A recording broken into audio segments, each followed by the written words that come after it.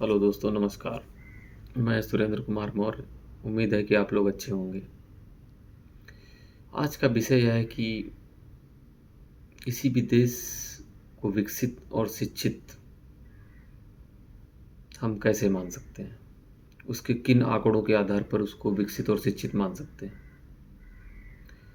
तो वहाँ के जो नियम कानून हैं या जो लागू हैं, जो और देशों में नहीं लागू हैं और उस देश में लागू हैं, ऐसी छोटी छोटी चीज़ों को लेके जिनमें उन्हें समझाना पड़े और बताना पड़े। आज भी अपने देश में, भारत में, बच्चा जब पेट में आता है तो जब वो बढ़ रहा होता है तो उसकी जेंडर को जानना कानूनी अपराध है। तो जानना कानूनी अपराध है, तो इससे छोटी मानसिकता और क्या हो सकती है किसी देश के लिए। और ये सरकार को लागू करना पड़ा इसलिए क्योंकि लोग बेटियों को जन्म देना नहीं चाहते थे, सिर्फ बेटों को जन्म देना चाहते थे। और उन्हें लगता था कि बेटियां तो पराए घर चली जाएंगी, बेटे हमारी सेवा करेंगे और बेटे ही सब कुछ कर सकते हैं क्योंकि हमारा शुरू से पुरुष प्रधान देश रहा है। लेकिन क्या खाली पुरुषों को आगे ले जाके देश का विकास हो जाएगा?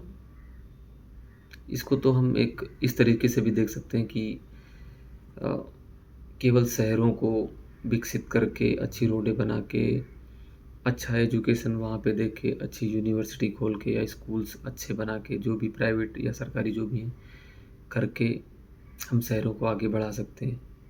लेकिन क्या भारत में जो कृषि प्रधान देश रहा है, गाँवों से जुड़े हुए लोग ज़्यादा रहे? अभी भी गाँव में हमें लगता है 70%, 80% लोग रहते हैं। हमें शहर भरे लगते हैं क्योंकि हम गाँव से निकल कर शहरों में कमाने के लिए आते हैं। तो हमें शहर ज़्यादा भरे भरे और ज़्यादा घने लगने लगे हैं आबादी के हिसाब से, लेकिन ऐसा नहीं है। शहर में रहने वाला आदमी बहुत ज़्यादा 20%, 25% होगा, लेकिन गांव में रह रहे हैं। तो क्या हम केवल शहरों को अच्छा शिक्षा दे के या कुछ गिने चुने पढ़े लिखे या फिर पैसे वाले लोगों के बच्चों को पढ़ा के क्या देश का विकास हो सकता है? नहीं। हमें सबको साथ में लेके जाना होगा, तब देश विकसित होगा। ये तो वही वाला हाल हो गया कि हम अकेले अमीर हैं और हमारे चारों तरफ गरीबों के घर हैं, तो उन्हें जब मौका मिलेगा तो वो हमला कर देंगे हमारे ऊपर। सिर्फ समय का इंतज़ार कर रहे हैं। और सभी में कुशलता होगी और सभी लोग एक बराबर स्तर पर खड़े होंगे। तो ऐसा नहीं है। इसमें बहुत सारी चीज़ें आती हैं, इसीलिए लोग किसी में कुछ होता है, किसी भी कार्य में या फिर दुविधा में, कहीं लड़ाई झगड़ा या कुछ ऐसा होता है तो कुछ लोग पीछे हट जाते हैं, बोलते हैं इससे हमारा कोई लेना देना नहीं है। उसी तरह क्या केवल पुरुष को आगे बढ़ा के, पढ़ा के और मुखर करके क्या देश का विकास हो सकता है? नहीं हो सकता। जैसे गांवों को छोड़कर खाली शहरों का विकास करके देश विकसित नहीं हो सकता, वैसे ही स्त्रियों को भी साथ में लेके चलना होगा। मैं मान सकता हूँ कि स्त्रियाँ साथ में चलने पर उन्हें आज़ादी मिलती है और वो अपने तरीके से जीवन को यापन करने का सोचने लगती हैं। क्या उन्हें अधिकार नहीं है? है। बस इतनी अंडरस्टैंडिंग होनी चाहिए कि वो क्या चाह रही हैं और आप क्या चाह रहे हो। मैं ये नहीं कहता कि पुरुष गलत नहीं होता, स्त्री गलत नहीं होती, हो सकती हैं।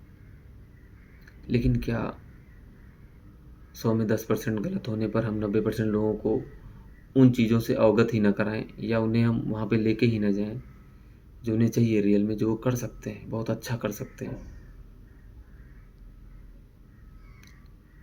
तो हमें ये सोचने का विषय है। धन्यवाद दोस्तों, आज के लिए बस इतना ही।